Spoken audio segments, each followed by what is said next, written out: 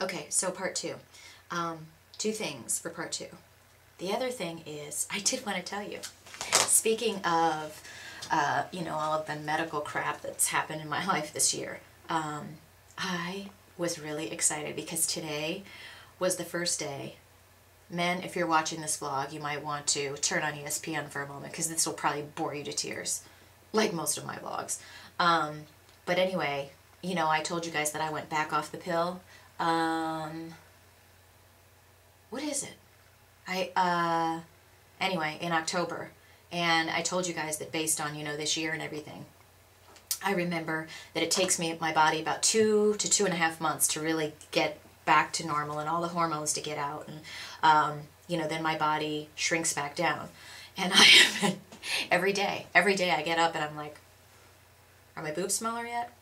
Because that is one of the things that, believe it or not, I'm excited to have happen because that means that my body will be adjusting. So today was really one of the first days that I was like, all right, I think it's getting smaller. And I did notice, I texted Sherry and I'm like, I think it's starting to happen. I think my body's happening. So you guys, I was just, that meant a lot to me because now it's starting. So hopefully just every day there will be a little bit of something, but it was one of the first days that I could feel my body starting to get back to normal. I mean, your body. I can feel it. I just don't know how to describe it. I can feel when I'm walking that there was just a fullness. It reminded me of being in the hospital. When I was in the hospital and I had that appendectomy, I had no idea that when you get out of surgery, you're like, and I remember, taking my walkie thing with all the stuff, the tubes and, what's the word I'm looking for? All the stuff that flows into your body through an IV, whatever, and going to the restroom and looking at myself in the mirror, and I was so thick in my middle. I mean, I was swollen. It really looked like I was pregnant. Now, that's not how I look now. I'll let you guys see, but it's how I felt once I went back on the pill. It felt like somebody had a bicycle pump and they were like, and when I go off the pill, it's like, so why am I sharing that with you guys? But it's seriously, pay attention. If you're on the pill, you need to start looking at what synthetic hormones do to your body. And again, I'll put these books too on my Amazon links. Highly recommend looking into Suzanne Summers' book. She has interviewed so many naturopathic doctors and specialists and talking about, ways to counteract adrenal fatigue, counteract, weight gain, counteract a lot of things that happen if you just don't take care of your body. The answer is not just going to the doctor and getting a pill. I mean, look what that did for me for a year and a half. Hello, antibiotics for a year and a half? Not normal. And it certainly didn't do anything, did it? So, anyway, all that to say, check it out. And then the second thing is, I need you guys to vote with me because my mother convinced me today to go get 2 kittens. And you might be going, why do I need to vote on this? Well, I used to have cats. I had cats for 13 years.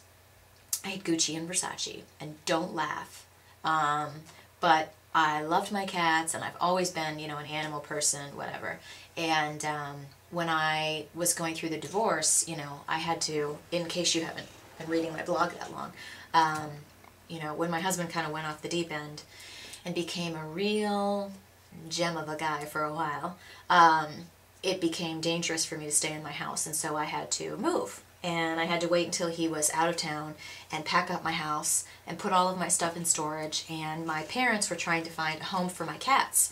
They were 13 years old, and my dad was calling around to, people or vets or shelters, and no one could take them. And I remember on a Saturday morning that weekend that my dad called and he said, Kelly, we have called everybody and nobody can take him, and the vets that we've talked to all said the same thing. They said that your cats are too old and that likely if anybody takes them, they will, be so stressed out from the change and not knowing people that they'll starve themselves, they won't eat, and they'll be, they'll suffer. So if you don't want to leave them, you're going to need to, put them down, and you have an hour because the place closes. And it was a Saturday, and I had to be out of the house before he got back Monday morning. So I had to go and put my cats to sleep. And it was, I mean, on top of everything that was going on with my marriage and all of that, to have to go do that, it was the worst, worst, worst day of my life. I will never forget it. I was just hysterical. So it was obviously very traumatic for me. And after that, you know, I just, obviously, I think you can understand, I didn't really plan on getting pets. And I don't know if there's just been like a shift in me. It's not that I don't like animals, but I've gotten used to not having pets. So I was going to show you them, but they're sleeping behind my washer right now. They're like this big.